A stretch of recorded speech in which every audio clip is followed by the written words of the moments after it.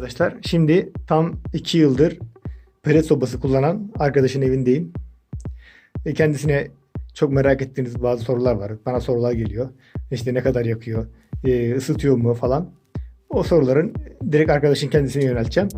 Ondan bunların cevaplarını alacağız.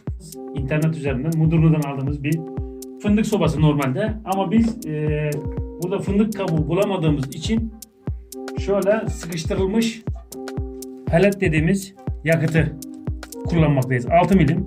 Evet. Pardon 6 milim var, bir de 8 milim. Biz 8 milimini kullanıyoruz. Evet, 8'lik. Bu 8 milimlik bir yakıtımız. Hı. Şimdi bu yakıt silosunu doldurduğumuz takdirde 24 saat burası açık olmaz kaidesiyle full kapasite yandığı zaman bir günde bu yakıt haznesini bitiriyor. Peki ne kadar alıyor bu içine? Bunun için 20 kilo alıyor.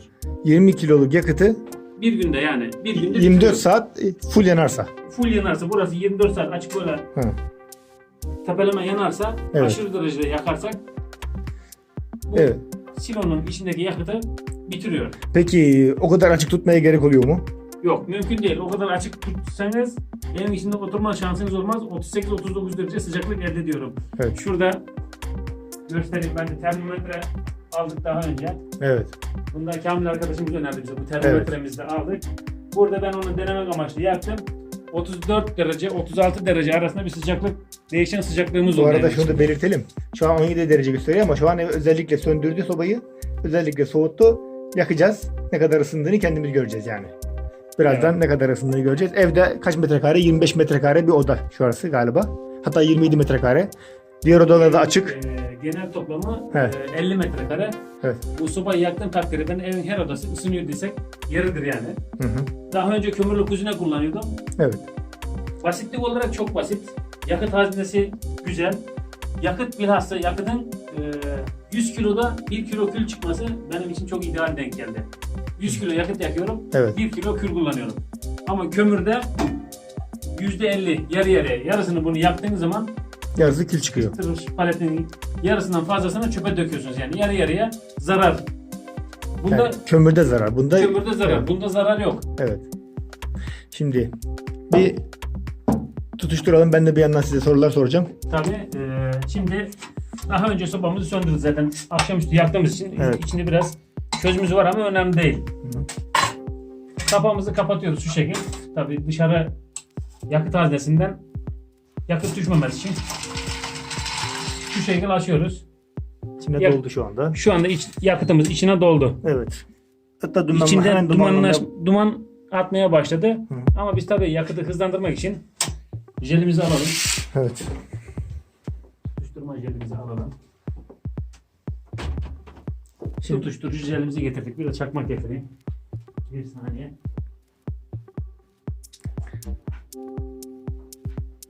bu arada şunları da göstereyim. Cimri takmışsın. Üstüne fırın takmışsın. Tabii bizim cimri ve fırınımız olmazsa olmazımız. Evet. Nasıl pişiriyor mu bari bu güzel? Evet. Köfteye kadar yaptım ben fırında. Ha. Hiçbir sıkıntı yaşamadık. Evet. Şu anda yakıtımız, jelimizi biraz şöyle üzerine sıktık. Çok az miktarda. Evet. Şöyle ateşledik. Zaten hemen Şimdi- göreceksiniz zaten. Geçen kış ne kadar pelet yaktın?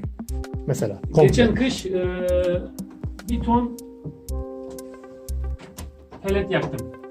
Sıkıştırmış pelet yaktım. Hı. Pardon, 1,5 ton, yani 1 ton 300 kilo pelet yaktım. Hı. O da neden? Sobanın ilk acemisi olduğumuz için Tabii. Fazla yaktın. Bilmem ne oldu. nasıl yanıyor, işte ayarı nasıldır, yakıtı nasıl yakıyor, külünü nasıl alacağız derken yani acemisi olduğumuz için bu sene ben her ihtimale karşı hava soğuk olacak dediler meteorolojiden. Evet. O yüzden 1,5 ton aldım. Şu anda zaten sobamız tutuşmaya başladı. Gördüğünüz gibi şu Evet. kapağı şu şekilde kapattığımız takdirde sesini duyacaksınız zaten, bakın. Hemen harlanmaya başladı. Evet. Şimdi şu aşağıdaki kül haznemiz. Evet. Biz sobamızı dün akşamdan beri yakıyoruz. Çıkarmış olduğu kül Bu kadar. görüyorsunuz yani. İsterseniz bunu dışarıda bizim kül kovamız var. Onun içine boşaltabiliriz. Şu şekil. Şunun içindeki külümüz de bizim bir haftalık külümüz. Yani bunun içindeki Kovadaki kül bir haftalık kül. kovanın içindeki külümüz Evet. bir haftalık gördüğünüz gibi. Evet. Siz Anladım. düşünün artık yani. Çok az bir kül çıkartıyor. Evet. yani çıkarmış olduğu külü gördünüz. Evet. Bunu bu şekilde biz 2 güne bir ya da 3 güne bir boşaltıp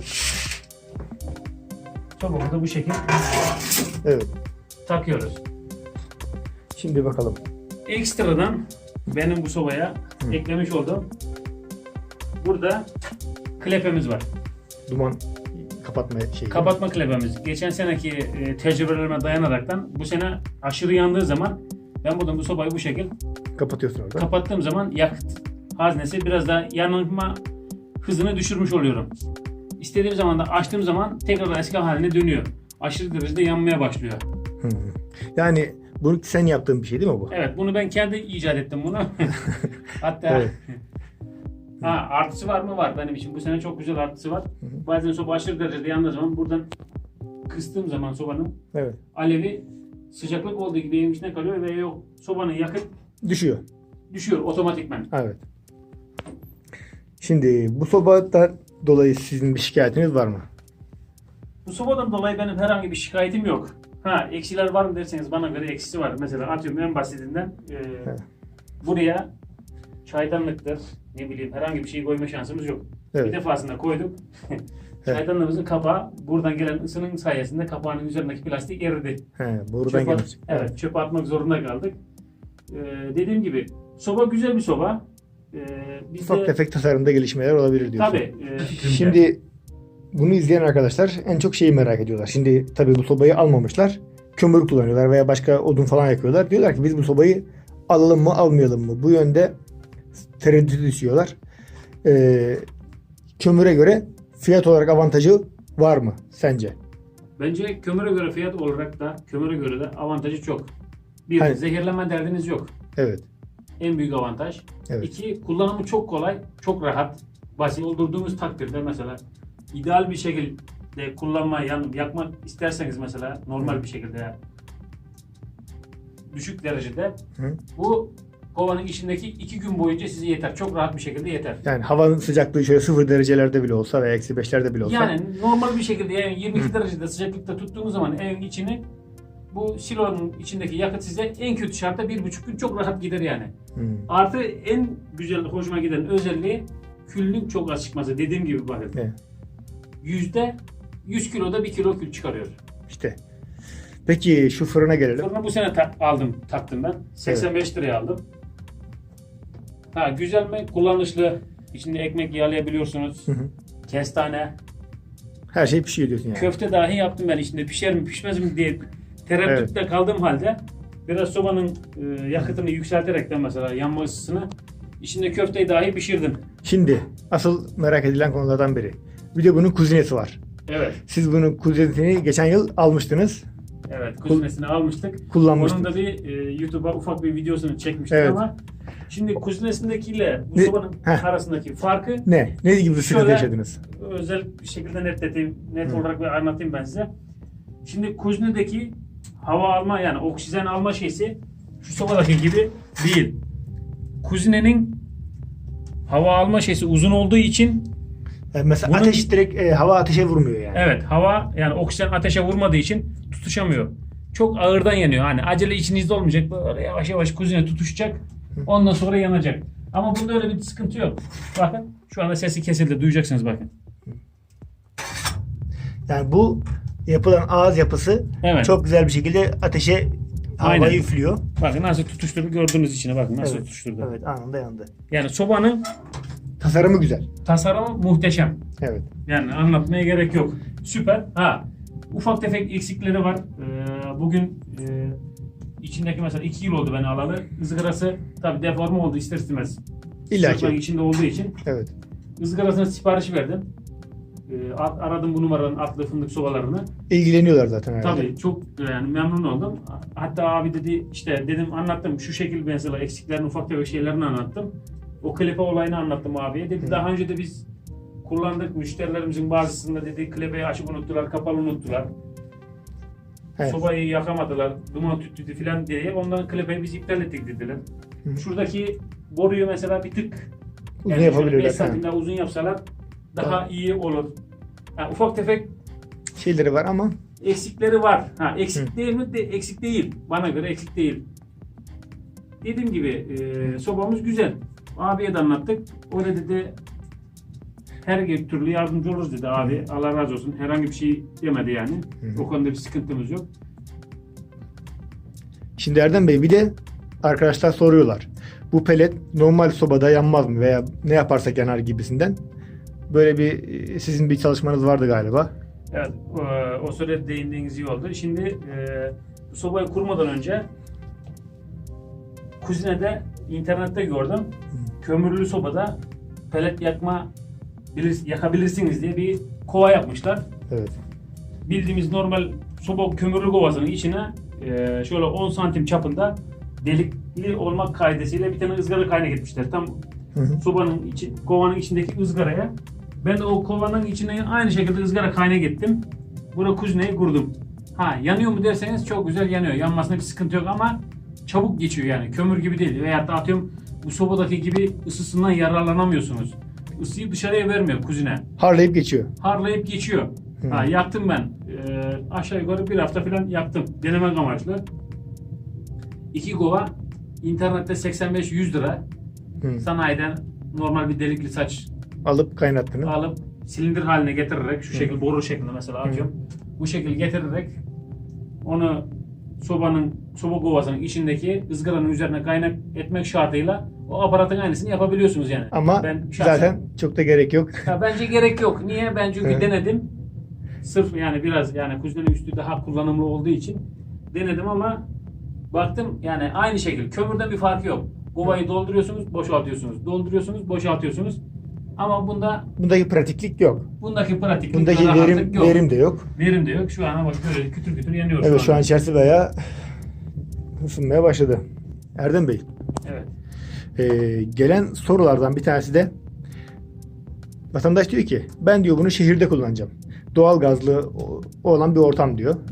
Binalarda doğal gaz var diyor. Ben diyor bunu yakacağım ama diyor dumanı diyor. Komşuları rahatsız eder mi? Ortamı rahatsız eder mi? Kömür gibi. Soruyor yani. Komşuları kesinlikle rahatsız etmez. Niye rahatsız etmez? Çünkü kömürde olduğu gibi aşırı derece duman çıkarmıyor ve pis kokuyu yayma şansı hiç yok. Çünkü burada dediğim gibi bunun 25 Evet. kilo, 20 kilo yakıt koyuyorsunuz. Evet. 19 kilosunu yakıyorsunuz. Evet. Ve zaten bildiğiniz ağaç olduğu için, odun olduğu için. Ağacın talaşından imal edildiği için yakıt duman çok az yani kömürün yarısının yarısı. Çeyrek duman çıkıyor yukarıya. O zaman da rahatsız edici bir kokuya sahip. Hayır kesinlikle. Hani bazen mesela bizim kendi yaşadığımız bir olayı anlatayım ben size. Bu klebayı ilk yaptığımız zamanlarda, yaptığımız zamanlarda burayı ben kapattım. Eşim de sobayı yakmış. Evin içini bir duman kaplamış. Kokusu var mı derseniz kömür gibi değil ama hafiften var koku. Ben de dedim ki eşime ne oldu dedim. Dedi soba dedi duman çıkartıyor. Geldim baktım şu haznenin içi mesela duman olmuş. Normal bildiğimiz duman. Ama zehirli olmadığı için bir sakıncasını görmedim yani ben. Ondan sonra dedim ki eşime bak bu klebayı açmayı unutmuşsun. O yüzden dolayı bu yani bacadan duman çıkmadığı için dumanı evin içine basmış dedim. Bu arada bak boru nasıl kızarmış. Evet. Bak şimdi dereceyi de gösterelim arkadaşlara. Kaç derece olmuş. Bakın. Derece şu anda 26 derece yükseldi. Kaç dakikadır oluyor? İşte bir 20 dakikada. 15 dakika. O civarda yükseldi ve boruyu dahi kızartıyor gördüğünüz gibi. Nar gibi kızartıyor Erdem. Bence onu sen. Bakın şöyle bak. Şöyle evet. Müthiş bir yüksek sıcaklığı var yani. Aşırı derecede. Dediğim gibi bunun şeysi 1 kilo sıkıştırılmış peletin kalorisi 1 litre sıvı benzine eşdeğer. Siz öyle düşünün yani. Biz bunu çok araştırdık yakmadan önce. Almadan önce bu sobayı ben yakıtı çok araştırdım. Yani şu anda bunun içindeki yakıtın kalori olarak kömürden bir farkı, soma kıstraklardan bir farkı yok. Ben size öyle diyeyim. Şimdi şöyle bir şey daha var. Muğla'da 750 lira bunun tonu. Evet, Muğla'da bunun tonu ilk senesinde kurduğum sobayı, senesinde soba 450 liraydı tonu. Evet tabii zam geldi. Ondan sonra zam geldi 500 liraya al. 500 lira dedi adam. Tamam dedik biz. Bu sene malum dolardan, enflasyondan dolayı bir devalüasyon oldu. Evet. Devalüasyon olduğu için bunun tonu 750 liraya çıktı. Evet. Şimdi Karadeniz'deki insanlar daha avantajlılar. Neden? Bence Karadeniz'dekiler daha çok şanslı. Niçin? Adı üzerinde fındık sobası. Fındık kabuğu 300 lira fındık kabuğunun tonu. Yani. Ki o da yüksek kalorili bir şey zaten. Tabii yakıt yani, zaten. o da aynı. Yani kalorisi fındık kabuğuyla bunun kalorisinin Yani. ikisinin kalorisi aynı işte. Yani Yani. Karadeniz'de başka bir şey yakmaya gerek yok. Bence yani Karadeniz'de fındık kabuğundan bol ne var? Yani. Ya bizim burada fındık kabuğu olmadığı için biz mecburen artık Pellet pellet yakıyoruz. yakıyoruz. Memnun muyuz? Çok memnunuz. Allah Aslında bir gün burada bir fındık kabuğu alıp denemek lazım. böyle Orada- bir planım var. Nasıl planım var? Burada bizim bir ekmekçi abimiz var, fırıncı. O Karadeniz'den fındık kabuğu getirtiyormuş. Ondan bir çuval alıp yani performans olarak, yakıt olarak Bir onu da denemek. deneyeceğim. Evet. Ama emin olun ki onun da denediğim zaman videosunu çekip sizlerle paylaşacağız zaten. Hı hı. O konuda bir düşünceniz olmasın yani, bir şeyiniz olmasın. Yakıt olarak fındık kabuğu mu daha iyi, pelet mi daha iyi, Artık göreceğiz. onu artık bir dahaki videomuzda Aynen. yaptığımız zaman inşallah sizlerle Evet tekrardan arkadaşlar, paylaşacağız onu. biz şimdilik aklımıza gelen her şeyi çektik. Her şeyi söyledik. Eğer sizin de merak ettiğiniz bir şeyler olursa bu videonun altına yorum olarak yazarsınız. Biz de onun cevabını bildiğimiz kadarıyla veririz.